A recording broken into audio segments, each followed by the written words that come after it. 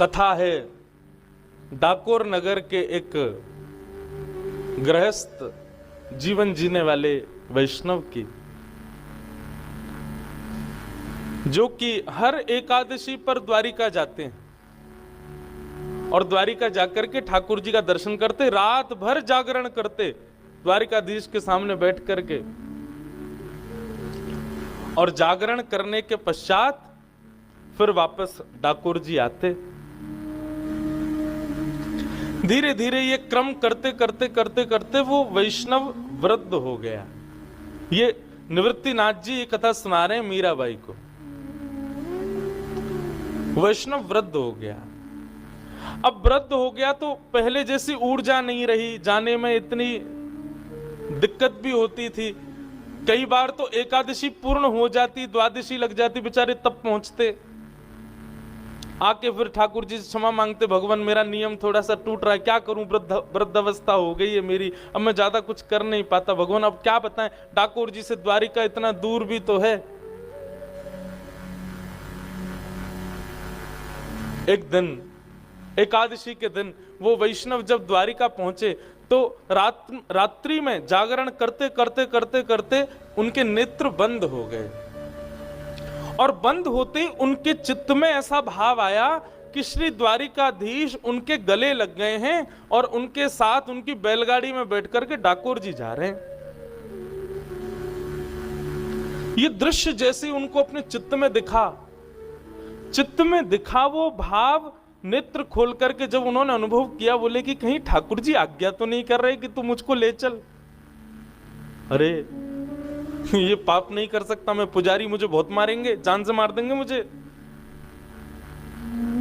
लेकिन मन में सोचने लगे ज्यादा से ज्यादा क्या होगा, मरूंगा, लेकिन अपने ठाकुर को एक बार गले तो लगा लूंगा। अरे साहस कर लूं, पूरा जीवन तो मैंने व्यतीत कर दिया एकादशियां यही मना करके, अब ये भाव मेरे हृदय में आया, इसका मतलब द्वारिकाधीश आज्ञा दे रहे हैं।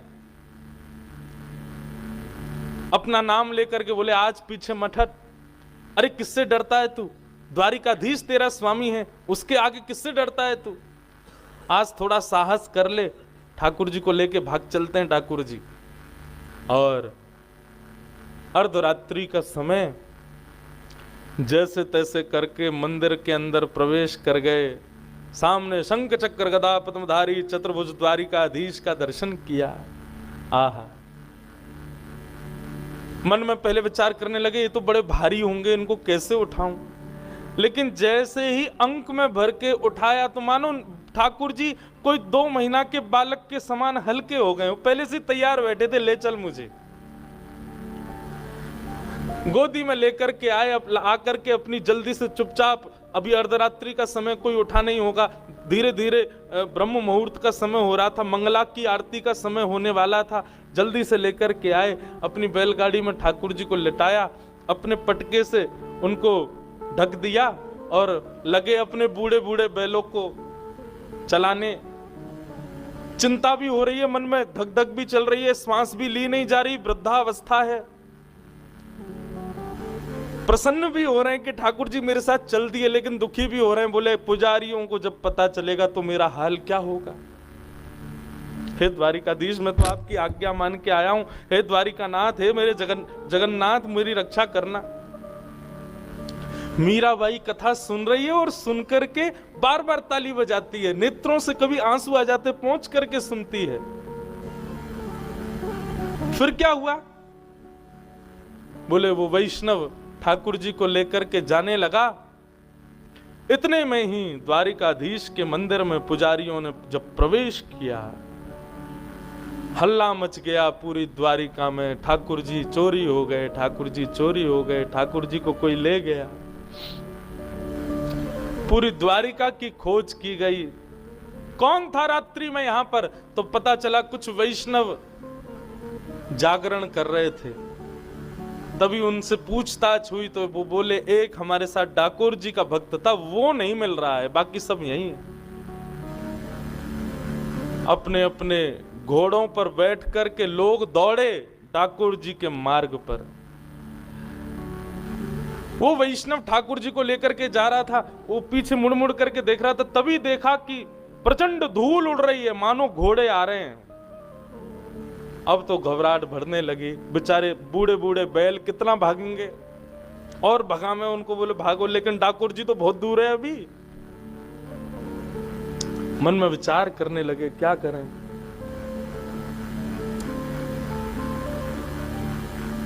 हे द्वारिकाधीश कृपा करो।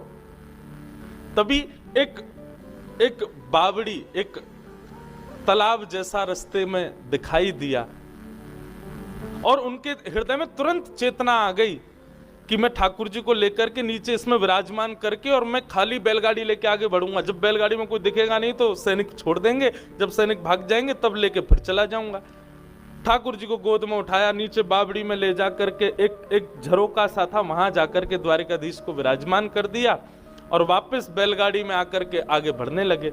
इतने में ही वे सब द्वारिका के सैनिक हों, पुजारी हों, वे सब घोड़े पर चढ़ के आ गए। कहां जा रहे हो? बोले एकादशी का जागरण था, करके वापस ठाकुर जी जा रहा। बोले ठाकुर जी चुराए तेने? तो नहीं भगवान, मैं क्यों चुराऊंगा ठाकुर जी को, तलाशी करो इसकी। उसकी बैलगाड़ी उठा के सब जगह से देखा तो घास फूस सब उठाई, तभी वहां पर द्वारिकाधीश की पीतांबरी दिखाई दे गई, पटका दिखाई दे गया। और पटका देखते ही बोले ये पटका किसका है? फिर पटका देखते ही हाथ पांव कांपने लगे। जैसे ही हाथ पांव कांपते हुए देखे, बोले इसी ने ही चोरी किए, ठाकुर जी कहीं रख दिए, पूछो इससे। एक दो बार पूछा, नहीं बताया तो सबने उसको बहुत मारा। मीराबाई जोर जोर से रोने लगी सुन करके। अरे वो क्यों मार रहे हैं उनको? ठाकुर जी भी तो उनसे राजी हैं, उनके साथ जाना चाहते हैं, फिर वो क्यों मार रहे हैं उनको? निवृत्तिनाथ जी शांत करें, बोले मीरा सुनो, आगे सुनो। बहुत मारा, लहूलुहान हो गया वो वैष्णव।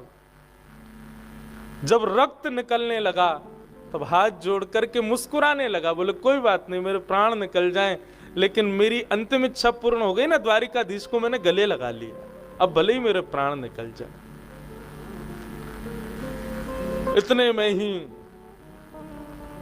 उस बावड़ी में से आवाज आने लगी, अरे मूर्खों, तुम मेरे भक्त को मान रहे हो? क्या तुम्हें पता नहीं कि भक्त और भगवान में अंतर नहीं होता? तुम उसको मार रहे हो। क्यों मार रहे हो? वो मुझे लेकर के नहीं जा रहा है, मैं उसके साथ जाना चाहता हूं, मेरी इच्छा है उसके साथ जाने की। और तुम लोग जो उसको पीड़ा दे रहे हो, उस पीड़ा का परिणाम देखो, मेरे भी अंग से रक्त निकल रहा है, पूरी तालाब का रंग रक्त वर्ण का हो गया है। जब ये स्वर सुना, सब पुजारी और सैनिकों ने जाकर के जब बावड़ी में देखा तो पूरी बावड़ी का रंग रक्त वर्ण का हो गया। सब लोग क्षमा मांगने लगे, बोले भगवान क्षमा कर दो, अपराध हो गया। ठाकुर जी ने कहा अमुक अमुक तिथि के दिन उस स्थान पर मेरा दूसरा स्वरूप तुमको प्राप्त होगा, उसको ले जाकर के तुम विराजमान कर देना, मुझे अभी इन्हीं के साथ जाने दो। तब वो वैष्णव, उसके पूरे हाथ पैर सब जगह जख्म हो गया था, नीचे गया, जाकर के द्वारिकाधीश को देखा।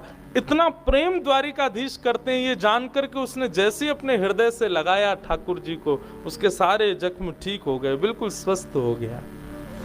और ठाकुर जी को लेकर के डाकोर जी में विराजमान हुआ। वही डाकोर जी में रणछोड़ राय के रूप में विराजमान है।